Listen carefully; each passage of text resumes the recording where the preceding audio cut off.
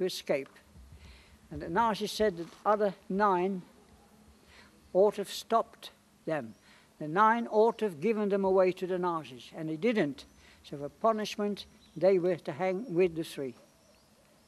Of course, you're responsible for one another. Why did you watch? Were you made to watch? I was standing here with my group. I was in the first row. All the short prisoners stood in the first row.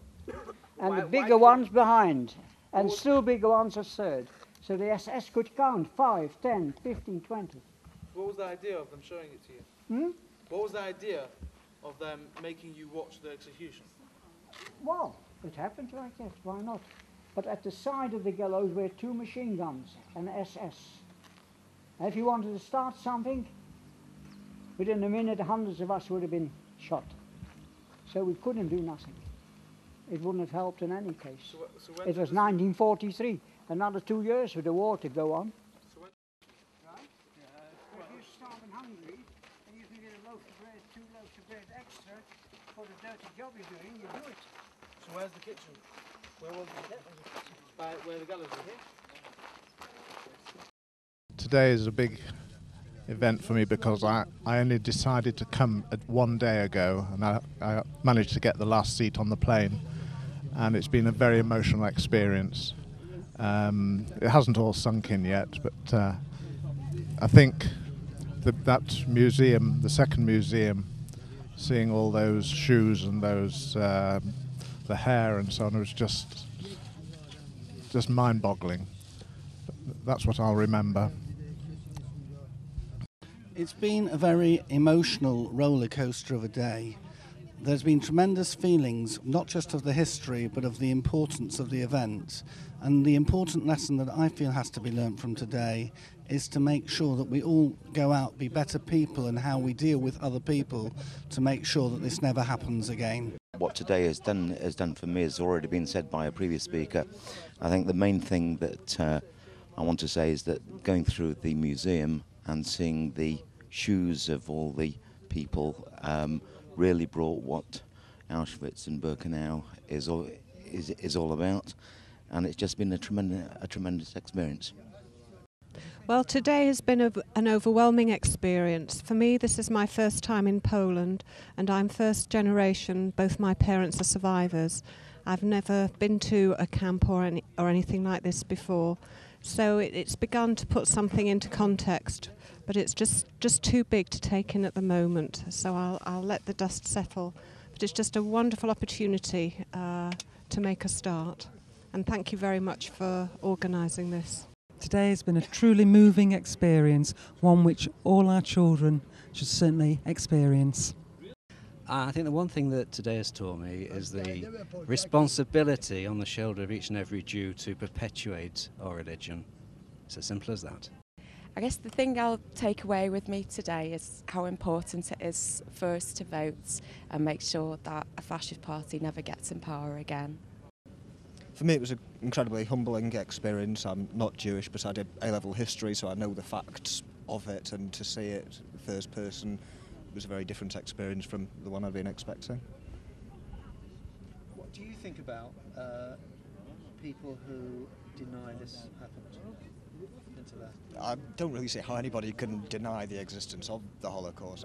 I've heard people do it, but having been there, seen it, I don't really see how people can put an argument together for that. What I took most out of today was not the buildings, but I suppose the power of the human spirit. Watching the survivor Leon Greenman tell his stories and the communal acts of remembrance that we performed together. The experiences I've had today are quite amazing because you have read and seen it on TV about Auschwitz and the death camps, but to actually go there yourself and see it takes it into a different dimension. It's actually quite surreal because obviously you're standing and walking around and going in places where over 1.5 million people, Jewish people, Catholics, everyone, but majority Jewish people died. And to be Jewish and to go into those situations is unusual. It's not unusual, it's almost an out-of-body experience, because when you see what's happened around you and you're in the year 2004, you try and relate backwards to what happened, and it is very difficult. However, I must admit, we've just had the most moving experience, I think, of the whole of today's fabulous tour. We went to the restored shul in Auschwitz, which, if you think about it, is incredible. That it's almost like up yours Hitler in a way, because you've now got a shul in Auschwitz, and I just got called up as Levi in Auschwitz shul, which just even saying it like that is an amazing statement. I think also, thanks should be said to Lubavitch, because they organised this tour, which is a fabulous tour. It's a very unusual experience, but I would recommend everyone to go on it, especially children, because obviously the survivors of the death camps are now dying out, and so therefore we need to keep making sure that the story goes on, that really the will to survive, that's triumph for the Jewish people, which is a fabulous thing, that we are here and Hitler and his help have gone. Keep it up, Lubavitch. Why was I drawn here today to Auschwitz? Well, I'll tell you, it's part of our history, it's our roots. This has been something very special. It's just a shame that at 56 years old it's taken me so long to come on such an emotional trip.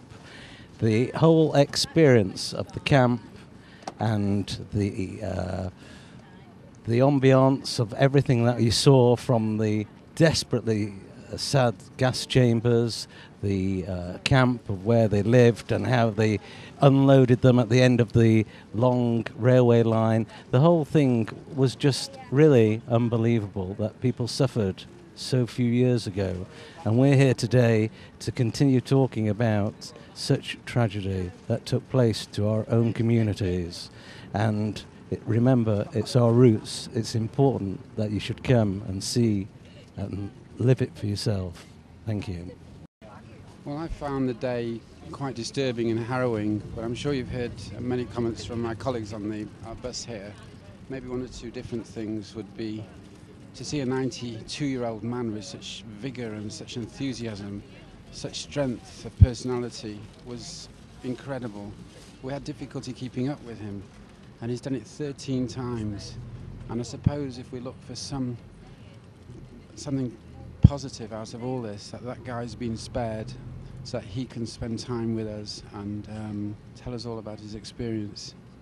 Another thing which I picked out, which I thought was quite emotional, was to see the Israeli flag. A group of Israelis came in just as we were leaving. So we were all fraught, and we'd seen all the environment and the experiences, and then to see the Israeli flag waving high, and again just to feel that something positive has come out of it. When these people were dying in Auschwitz, there was no Israel. So that's a second thing. And again, the camaraderie on the bus and the group on the aeroplane. It's a unique experience. It's not just a personal one. You can do it with other people. I almost wish there was something else we can go and do now, which is positive. But those are perhaps just different things that I wanted to tell you.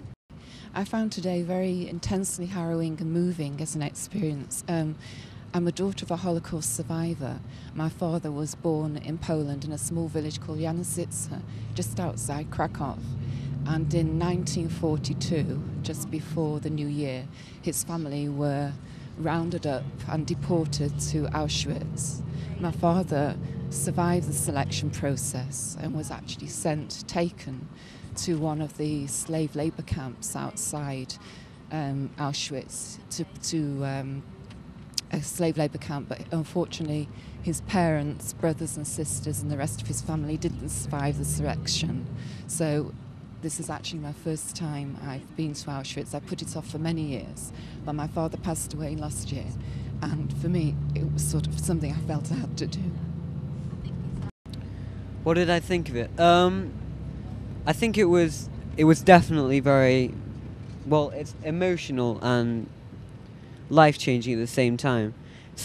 My dad said that it wasn't exactly right to bring back some stuff, but I thought it was, only right. These three items here, this is from a stone on the rail track. This is part of the railway. I have no idea what this is. This is a stone off the ground of the gas chamber. This is part, I think, of the tiling of the gas chamber. I don't know if you got the filming, you get to see a lot of the yellow tiling of it. It was hard to put yourself back into into that spectrum, into thinking in all that. But it was definitely very moving, yeah. I think I'm speaking for all of us when I say I think I'll never ever forget this.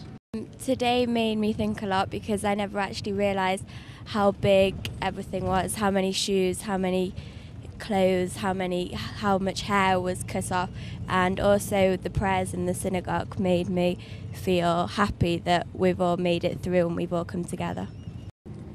I feel the sheer extent of what we've witnessed today has really hit hard, and also the fact that it's 2 generations above my lifetime, and so makes me feel sort of lucky to be still alive. And I think we've just got to spread the word that we are still here, and that sort of keeping our faith has got to show that we weren't defeated and that we're still strong.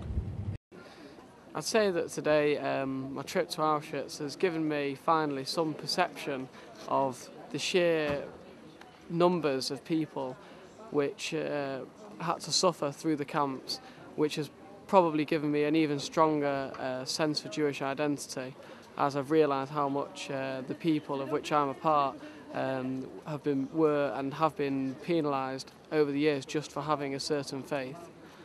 And only when you see parts of like the belongings left by them and the numbers of buildings that were left in the camps can you get even the slightest taste for how just the sheer size and sheer number of people that had to suffer these camps.